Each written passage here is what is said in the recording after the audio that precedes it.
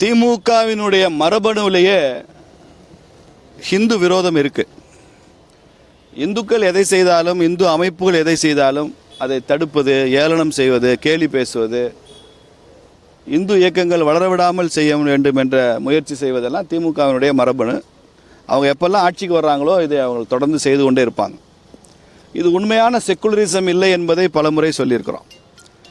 தமிழ்நாட்டில் 3 பெரிய முக்கியமான மதங்கள் இருக்குது, சமுதாயங்கள் இருக்கின்றன. இந்துக்கள் இருக்கிறாங்க, கிறிஸ்தவர்கள் இருக்காங்க, இஸ்லாமியர்கள் இருக்காங்க.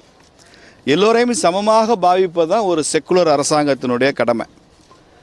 அதில் வாக்கு வங்கி அரசியலுக்காக இந்து மதத்தை மாத்திரம், அவர்களது உரிமைகளை மாத்திரம் மட்டுப்படுத்துவது, அதை அனுமதி மறுப்பது என்பதெல்லாம் திமுக தொடர்ந்து செய்கிறது. அதுதான் திருப்பரங்குன்றத்திலும் அது வெளிப்பட்டிருக்கு. ஏதோ இது புதுசாக திமுக அரசு இந்த மாநாட்டை தடை பண்ணுறாங்க, காவல்துறை 144 தடை உத்தரவு விதிக்கிறாங்க என்றெல்லாம் நாங்கள் பார்க்கல. திமுக தொடர்ந்து செய்வதனுடைய தொடர்ச்சியாக இதை பார்க்கிறோம்.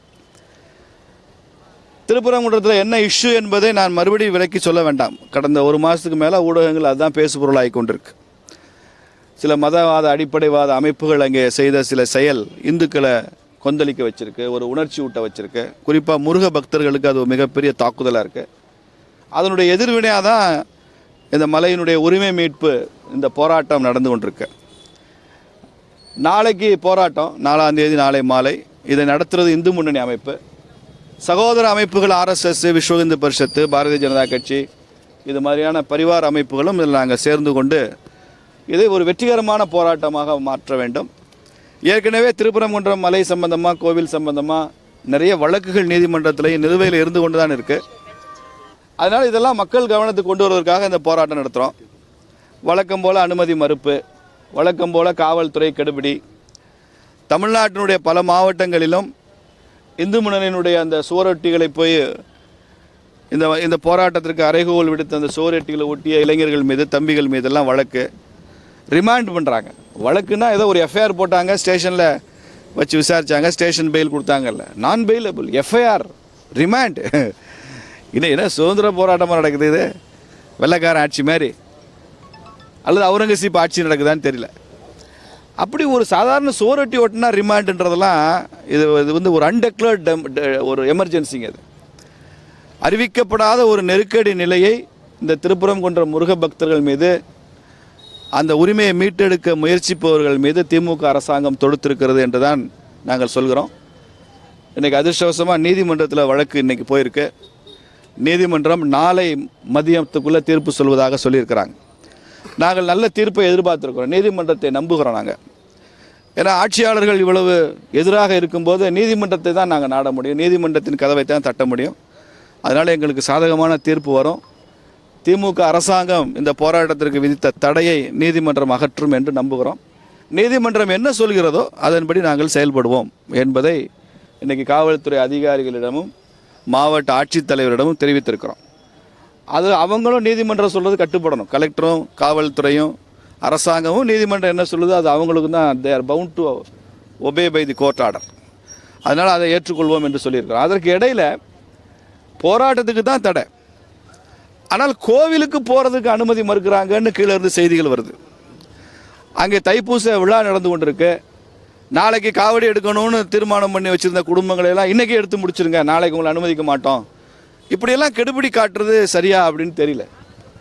வேற ஒரு வழிபாட்டு முறையில், நம்பிக்கையில் இப்படிலாம் குறுக்க புகுந்துட முடியுமா ஒரு அரசாங்கத்தால் என்பது எங்களுக்கு தெரியல. இன்றைக்கி மரியாதைக்குரிய காவல்துறை கமிஷனரை நாங்கள் சந்தித்து தான் வந்திருக்கோம், பேசிட்டு வந்திருக்கோம், எங்கள் கோரிக்கையை சொல்லி வந்திருக்கோம். நானும் வழக்கறிஞர் ஐயப்பராஜா அவர்களும் அவரை பார்த்தோம். அவர் மாவட்ட வழக்கறிஞர் பிரிவு தலைவர். அப்போது நாங்கள் வைத்த எங்கள் கோரிக்கை அவர் ஏற்றுக்கொண்டார். வழிபாட்டு உரிமை தடுக்கப்படாது என்று உறுதி கொடுத்துருக்கிறார் கமிஷனர். அவங்க போய் கோவிலுக்கு செய்வதோ, கிரிவலம் செல்வதோ, தைப்பூச திருவிழாவினுடைய பங்குகள் அந்த முறையான அந்த விஷயங்களை பின்பற்றுவதே தடுக்கக்கூடாது என்று கோரிக்கை வைத்திருக்கிறோம். போராட்டத்திற்கு வரக்கூடியவங்களை நாளைக்கு நீதிமன்றம் சொன்ன பிறகு தான் என்ன நடவடிக்கை எடுக்கணும் என்பதை பற்றி முடிவு செய்ய வேண்டும் என்று சொல்லியிருக்கிறோம்.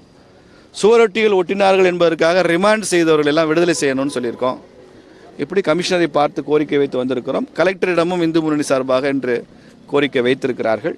நாளை என்ன நடக்கிறது என்பது நீதிமன்ற தீர்ப்பு நமக்கு தெளிவாக்கும். நீதிமன்றம் என்ன சொல்கிறதோ அதை கேட்டுக்கொள்வோம். போராடுவதற்கே நீதிமன்ற கதவை தட்டுறதில்லை, இதை எப்படி? அப்படி இருக்குது திமுக ஆட்சின்னு சொல்கிறேன். போராடுவதற்கு கூட அனுமதி இல்லை.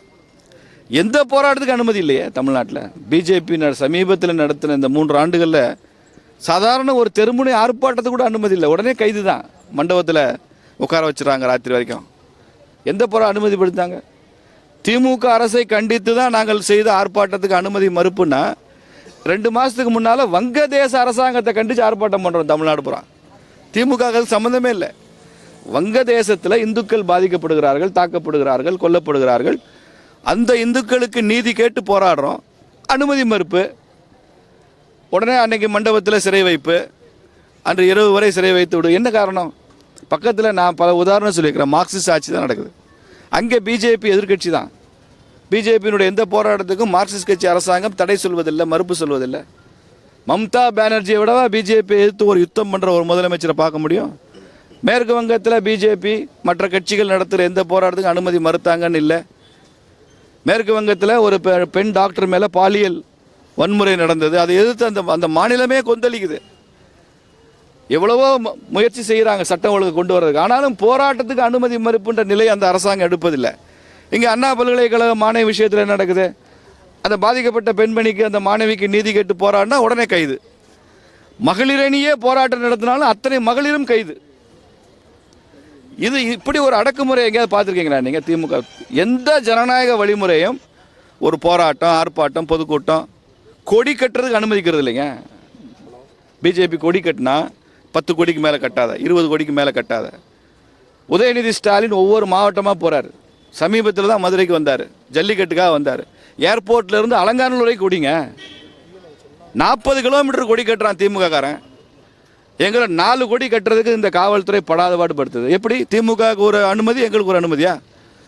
நேற்று திருச்சியில் இருந்துங்க மணப்பாறை வரைக்கும் கொடி கட்டியிருக்காங்க. 40 கிலோமீட்டருக்கு மேலே.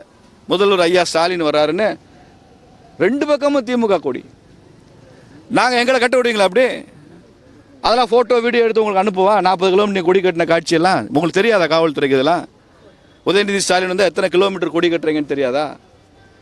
அப்போது திமுகவுக்கு ஒரு நீதி, மற்ற எதிர்கட்சிகளுக்கெல்லாம் ஒரு நீதி. இதை கண்டித்து தான் மார்க்சிஸ்ட் பாலகிருஷ்ண மாநில செயலாளர் பேசினார். மார்க்சிஸ்ட் கட்சி கூட்டணி கட்சி பாலகிருஷ்ணன் மாநில செயலாளர் பேசினா திமுக தனது ஆட்டிடியூடை மாற்றிக்க தயாராக இல்லை.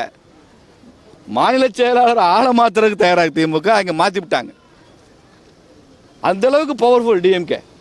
கூட்டணி கட்சிகள் சொல்கிறத கூட காதில் போட, நாங்கள் தான் எதிர்கட்சி காதில் போடலை. கூட்டணி கட்சி சொல்கிறத நம்ம மதிக்க வேண்டாமா? அதுக்கும் மரியாதை இல்லை. அப்போ எல்லா இடத்திலும் நீதி மறுக்கப்படும் போது, காவல்துறை, ஆட்சியாளர்கள் எல்லா இடத்துலையும் மறுக்கப்படும் போது, இயற்கையில் எங்களுக்கு we are left with the only option to approach the court. நீதிமன்றத்தை அணுகுவதை தவிர வேறு என்ன ஜனநாயகத்தில் வேறு என்ன வழிமுறை இருக்குது, நடைமுறை இருக்குது? கடைசி நடைமுறை ஒன்று இருக்குது, தேர்தல். நீதிமன்றத்தை இந்த 5 ஆண்டுகளுக்கு தான் அணுகி கொண்டிருக்க முடியும். 2026 தேர்தல், மக்களை அணுகும். அப்போது இப்போ செய்கிற இந்த அநீதிக்கெல்லாம் அப்போ அவங்க மக்களுக்கு பதில் சொல்லணும். இந்த ஆட்சி துடை தெரியப்படும். இப்போ கூட நாங்கள் எல்லா இடத்தையும் தெளிவாக சொல்லிகிட்டு இருக்கிறோம். திருப்பரங்குன்ற இஷ்யூவில் நோ காம்ப்ரமைஸ். அதில் சமாதானத்துக்கு இடமில்லை. கமிஷனர்கிட்ட நானும் ஐயப்பராஜா பேசி தான் வந்தோம். அஜிடேஷனில் சொல்லுங்கள், காவல்துறை என்ன எதிர்பார்க்குன்னு சொல்லுங்கள், நாங்கள் என்ன ஒத்துழைப்பு கொடுக்குறோன்னு சொல்லுங்கள். எப்படி அறவழியில் போராடணுன்றது எங்களுக்கு தெரியும். இருந்தாலும் சட்டம் ஒழுங்கில் எங்களுக்கும் நம்பிக்கை இருக்குது. சார், இந்த மாநிலத்தில் தானே நீங்கள் ஆளுங்கட்சி, சட்டம் ஒழுங்கு நீங்கள் உங்கள் கையில் இருக்குன்னு பேசுகிறீங்க. ஒட்டுமொத்த இந்தியாவுக்கு சட்டம் ஒழுங்கு எங்கள் கையில் தான் இருக்குது. ஹோம் மினிஸ்டர் எங்கள் அமித்ஷா தான். சட்டம் ஒழுங்கு ஒட்டு காஷ்மீர் டு கன்னியாகுமரி நாங்களும் தான் பொறுப்பு. எங்களுக்கு அக்கறை இல்லை சட்டம் ஒழுங்குல. நீங்கள் தான் சட்டம் ஒழுங்கு காப்பாற்றுறவங்களா? நீங்கள் எதிர்கட்சியாக இருக்கிறப்ப எல்லாம் சட்டம் ஒழுங்கு எப்படி காப்பாற்றுறீங்க திமுகன்னு எங்களுக்கு தெரியாதா? ஒட்டுமொத்த தேசத்துக்கும் நாங்கள் சட்டம் ஒழுங்கு பொறுப்பு சார். நாங்கள் அப்போ நாங்களும் கோஆப்ரேட் பண்ண ரெடியாக இருக்கோம். ஆனால் நீங்கள் போராட்டம் நடத்த விடக்கூடாதுன்றதில் குறியாக இருக்கீங்க. அதனால் இது நாளைக்கு நீதிமன்ற தீர்ப்புக்கு அப்புறம் இதெல்லாம் இந்த இருள் விலகி ஒளி கிடைக்கும் என்று நம்புகிறேன்.